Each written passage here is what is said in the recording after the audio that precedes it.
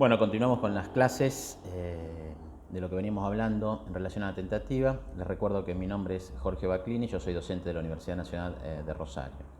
En esta tercera ocasión vamos a estar analizando y a estar viendo lo que es la tentativa en sí, es decir, el aspecto subjetivo y el aspecto objetivo que componen a la tentativa.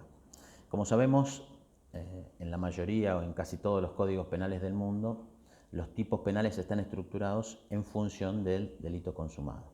De forma tal que para poder atrapar estados anteriores, etapas anteriores a la consumación, se recurre a anticipaciones o a extensiones de la tipicidad a través de fórmulas que están dispuestas en la parte general de los códigos, en nuestro caso en el artículo 42 del Código Penal.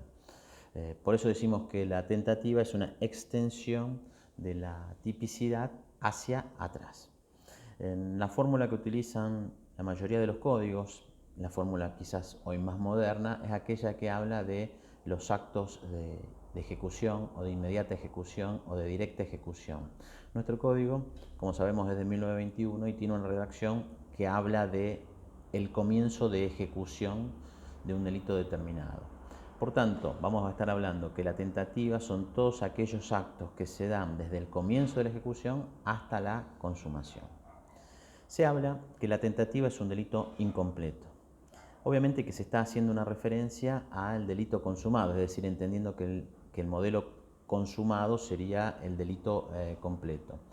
En la tentativa, a diferencia, se va a advertir que hay un déficit, sin lugar a dudas, en el aspecto objetivo, para nosotros por carencia de resultado, pero también en algunos casos vamos a ver, sobre todo en los casos de tentativa inacabada, un déficit subjetivo.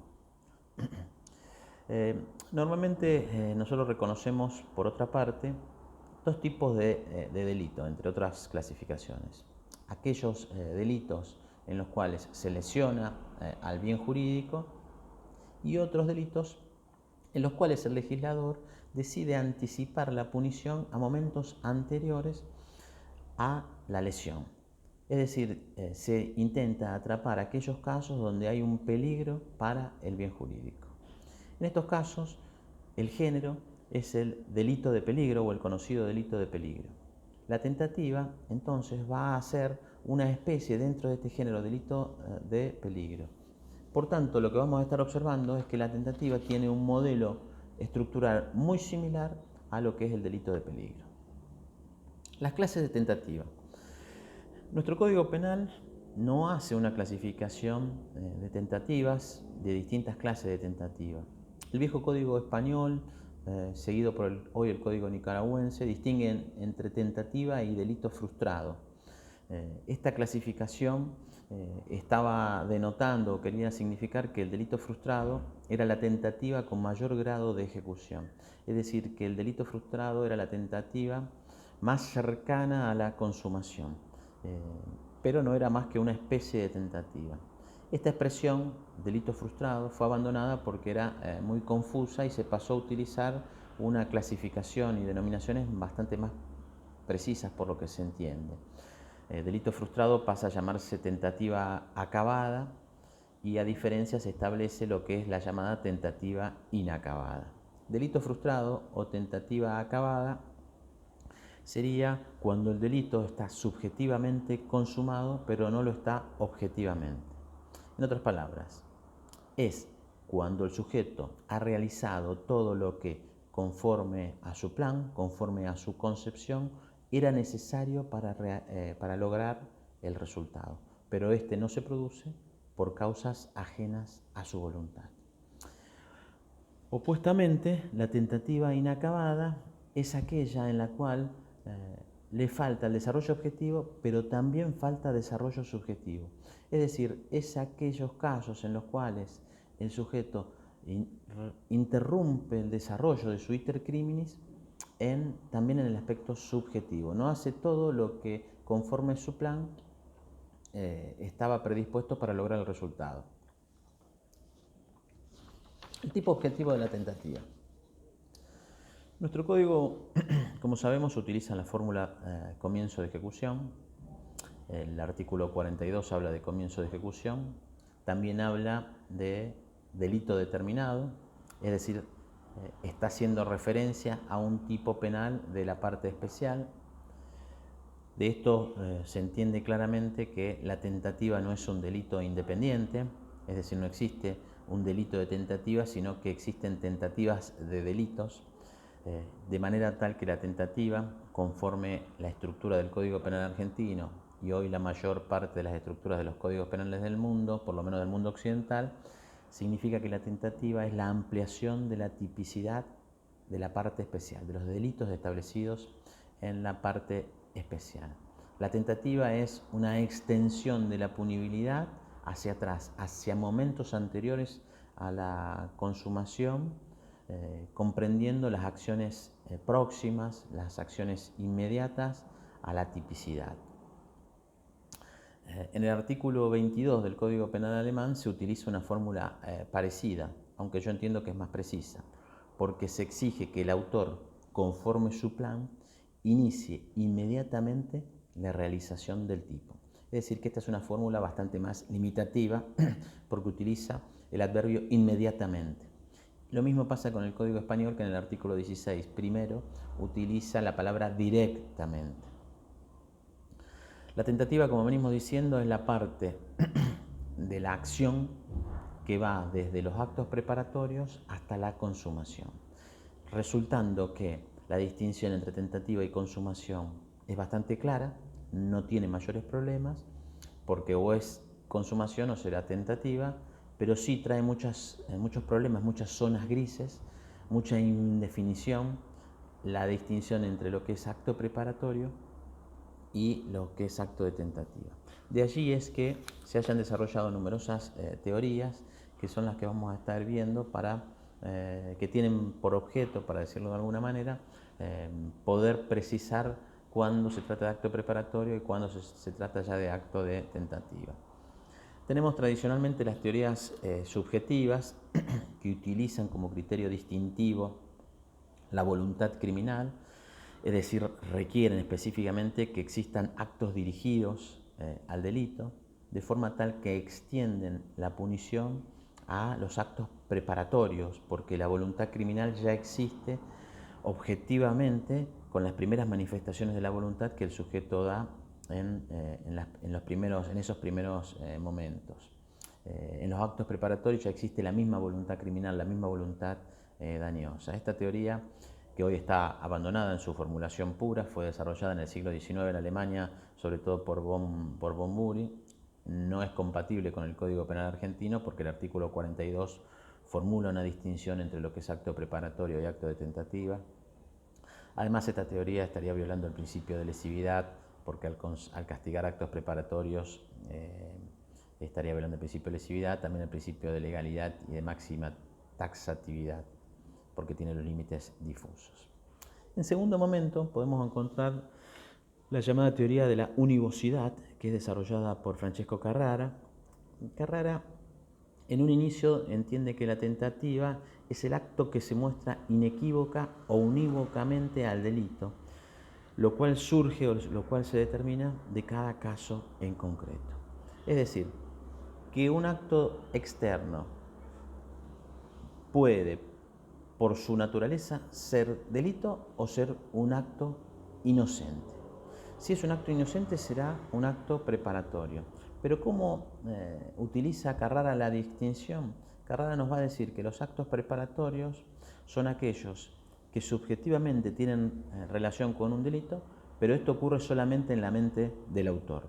Pero objetivamente son actos equívocos, son actos confusos, no son claros si van o no van hacia un delito.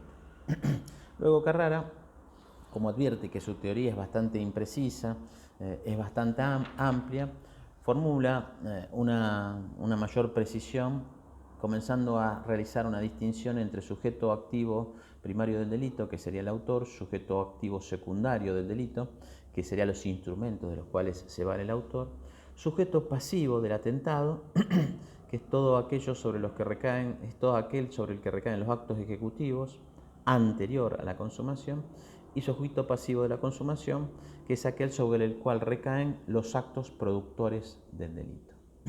Así dice que mientras la acción se mantiene sobre la base del sujeto activo, estamos en un acto preparatorio.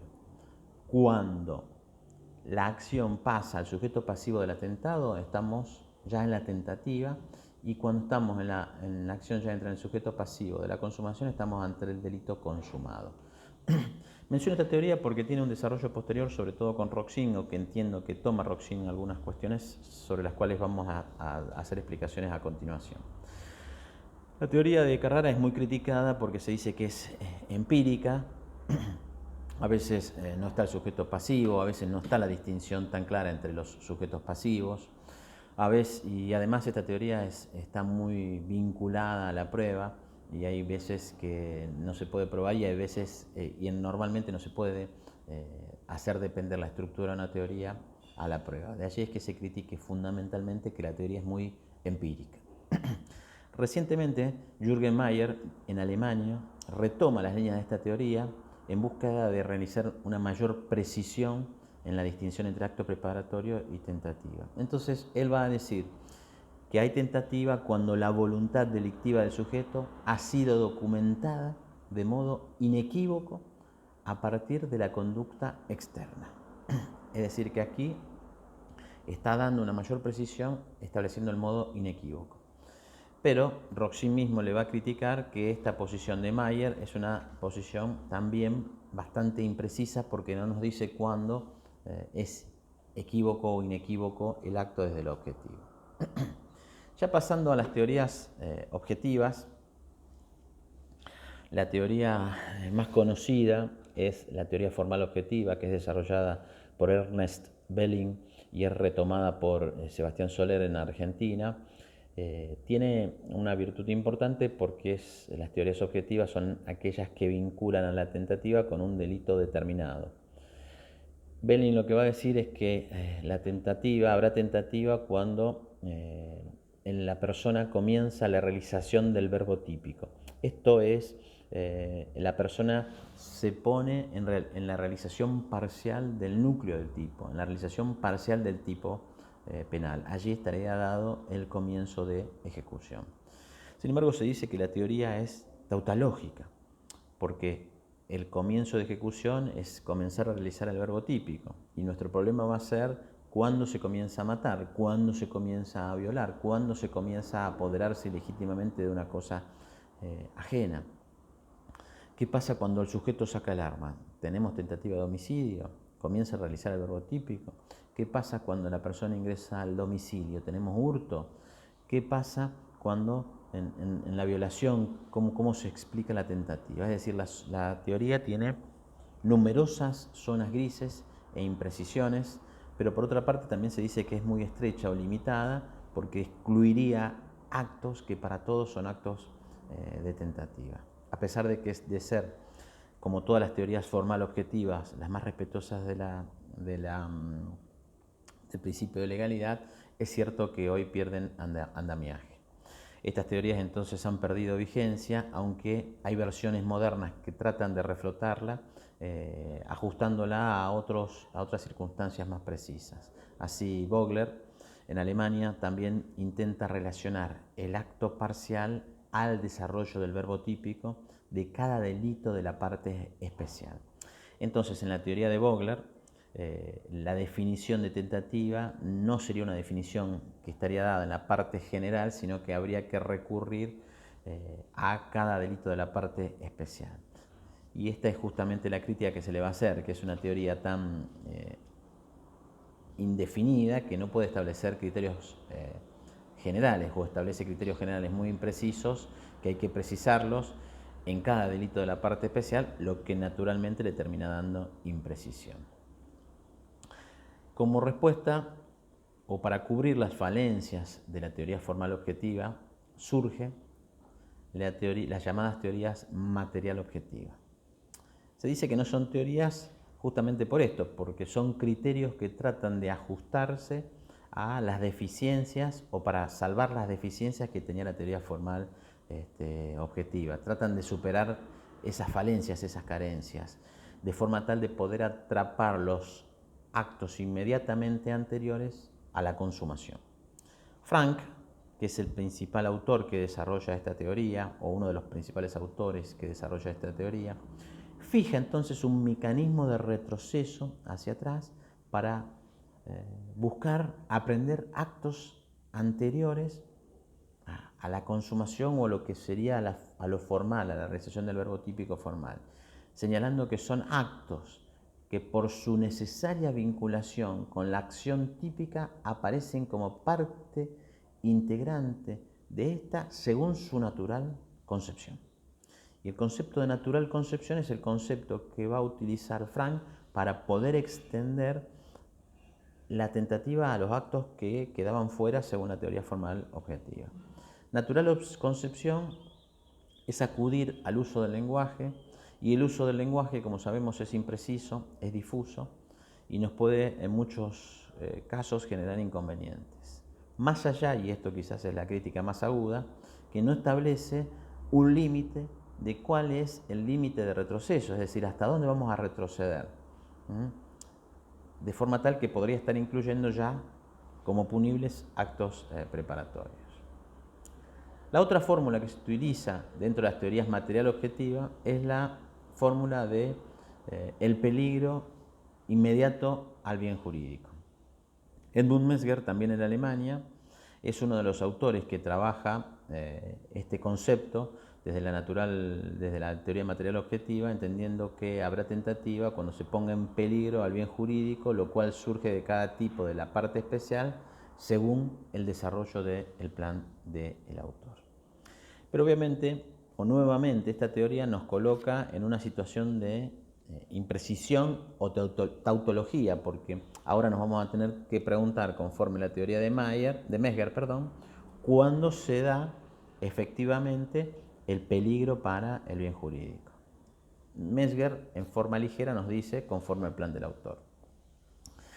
De allí es que bajo estos primeros conceptos surge la teoría objetiva individual, también conocida como teoría o teoría del plan del autor, o fórmula de la aproximación, o también conocida como teoría general de los actos parciales, que es la teoría desarrollada por Hans Belsen en Alemania y que es recepcionada en Argentina por Zaffaroni, también por Bacigalupo, entre otros. Se dice que esta es una teoría mixta porque combina un aspecto objetivo y un aspecto subjetivo. Nos combina el plan del autor, que sería el aspecto subjetivo, con el peligro al bien jurídico, que sería el aspecto objetivo, que es el análisis del tipo penal. Entonces, establece que cuando el autor, conforme su plan, crea peligro para el bien jurídico, allí habrá tentativa. Así se determina la tentativa a través de un grado o un criterio de aproximación o inmediación al peligro al bien jurídico. De allí es que se menciona esta fórmula como la fórmula de aproximación, porque tentativa será lo que está próximo al peligro al bien jurídico. Luego tendremos la consumación, o también se la conoce como actos parciales, la teoría de los actos parciales, porque nos dice que acto preparatorio será todo lo que está más alejado de la consumación. El último acto parcial previo a la consumación, ese será el acto de tentativa. Es decir, aquí se busca precisar cuándo se da el peligro al bien jurídico, y la teoría parece lograrlo porque nos dice a través de lo que sería el último acto parcial, a través de lo que es el último acto parcial previo a la consumación. ¿Cómo se determina? Se determina este acto parcial conforme el plan del autor. Es decir, como sabemos, si no hay más actos parciales, recurrimos al plan del autor. Si hay un acto parcial intermedio, será un acto preparatorio. Esta teoría, como se observa, trae mayor precisión, pero a veces es muy limitada, a veces muy acotada, y a veces nos genera muchos problemas para precisar cuál es el acto parcial, porque se emparenta esto mucho con lo que es el movimiento corporal. Por eso el Tribunal Supremo alemán habla del acto parcial esencial, buscando darle una precisión a la teoría de los actos parciales.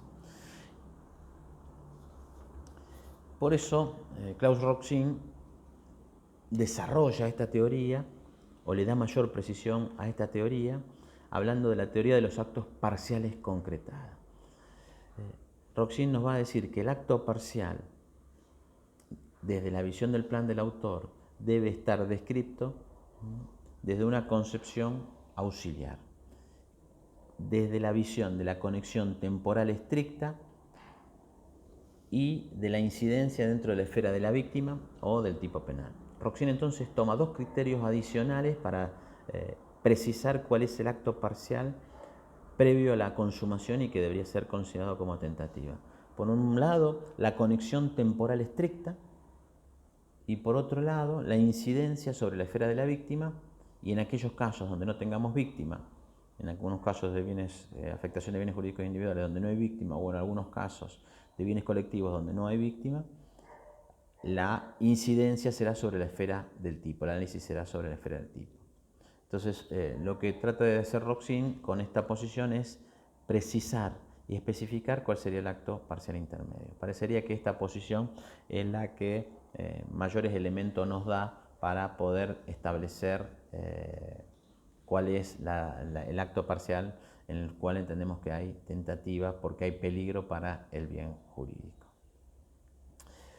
Obviamente que el tipo objetivo, a su vez, se establece con la no consumación por causas ajenas a la voluntad del autor. Es decir, la tentativa, en nuestro código, utiliza la fórmula causas ajenas. El Código Español habla de causas independientes a la voluntad del autor, queriendo denotar que es tentativa porque son actos que detienen la ejecución del hecho porque surgen del exterior del sujeto, no son del sujeto. Con esto también nos distinguimos del desistimiento, según veremos en las próximas charlas. Para nosotros también es importante recordar que la tentativa es la ausencia del resultado, mientras que para otros autores la tentativa es, sobre todo los alemanes, la ausencia de algunos elementos del tipo objetivo. Así entramos al tipo subjetivo, el dolo. Nuestro código habla o utiliza la fórmula el fin de cometer un delito determinado. Otros códigos hablan directamente del plan del autor. La discusión central aquí se da sobre si hay o existe un dolo de tentativa diferente de un dolo de consumación. Se dice que cuando el delito se interrumpe en tentativa, el dolo tiene menor desarrollo que la consumación, pero el dolo terminaría o seguiría siendo el mismo. Esta afirmación, esta sentencia es válida, totalmente válida para lo que es la tentativa acabada. Pero para los casos de tentativa acabada no caben dudas de que estamos con un dolo con menor grado de desarrollo porque son aquellos casos donde el sujeto no realizó todo lo que conforme a su plan conduciría hacia el resultado. Este es un concepto que desarrollan los ultrasubjetivistas, que en España lo toma Mir Puig, y yo creo que es un tema importante para seguir trabajando. En consecuencia, el dolo es el mismo dolo, hay menor grado de desarrollo en la tentativa inacabada, a diferencia de lo que sería en la tentativa acabada y también en el delito consumado, donde existiría una identidad del dolo. Hay una discusión también en relación a si el dolo eventual está comprendido en la tentativa. La doctrina y la jurisprudencia mayoritaria entienden que el dolo eventual puede darse en la tentativa, pero hay algunos autores que dicen que no, porque no habría suficiente merecimiento de pena. Roxin dice que no caben dudas que hay merecimiento de pena. En Argentina la discusión se centra específicamente porque el Código Penal habla de delito determinado. Cuando el autor con el fin de cometer un delito determinado, y allí está denotando o está tratando de especificar por un entendimiento literal de que se habla de un delito de la parte especial. Pero la palabra determinado parece que ha generado dudas y que algunos autores entendieron en función de esto de que no admitía la tentativa al dolo eventual. Bacigalupo creo que responde aquí con claridad en el libro de lineamientos diciendo que no puede entenderse que el dolo eventual es querer realizar un delito indeterminado, de forma tal de que no caben dudas que está comprendido la tentativa. Zaffaroni habla de que hay razones históricas y dogmáticas en función de la cual la palabra determinado fue utilizada para excluir la tentativa con dolo eventual en algunos delitos contra la vida y contra la integridad física cuando hay dolo de ímpetu. Esto es alguna particularidad, tiene un entendimiento que hace Zaffaroni retomando lo que es un concepto ya no utilizado como el dolo de ímpetu. Bueno, y algunos conceptos finales. La tentativa no se puede dar en los delitos imprudentes. En los delitos preterintencionales se puede dar solamente en la parte dolosa, no en la parte imprudente. Y en la omisión, sobre todo en la omisión impropia, la tentativa comienza desde el deber de actuar hasta que se produce el resultado. Es decir, que también sería admisible la tentativa, como también es admisible en los delitos de mera o pura actividad. Y en los delitos de expresión también es comprendida. Antiguamente se sostenía, o los sostenedores de la teoría formal objetiva entendían que no era posible. Lo que es errado, porque en los delitos de mera o pura actividad, que son aquellos en los cuales el legislador regula la conducta o regula delito a la acción misma, es decir, no le interesa el resultado o la mutación física que produce la acción, en su caso el falso testimonio o la conducción peligrosa, donde la misma acción es considerada delito, esto no impide de que pueda existir tentativa de falso testimonio, por ejemplo, en alguna parte del desarrollo. En los llamados delitos de expresión también podría ocurrir, conforme aquí nos enseña con claridad Ceres Omir, por ejemplo, en lo que es la injuria o la amenaza, que serían delitos de expresión conforme el catálogo que da Ceres Omir. Y esto podría darse la tentativa, por ejemplo, en la injuria, desde el momento que se prefiere la injuria, por ejemplo, por carta, hasta que es recibida la carta es recibida y es leída por la persona a quien está dirigida. Y en la amenaza también puede ocurrir que la amenaza se profiera y hasta que llega a ser recibida por el tercero, hay un espacio de tiempo en el cual podría darse la tentativa. Bueno, aquí terminamos entonces nuestra tercera clase. Gracias.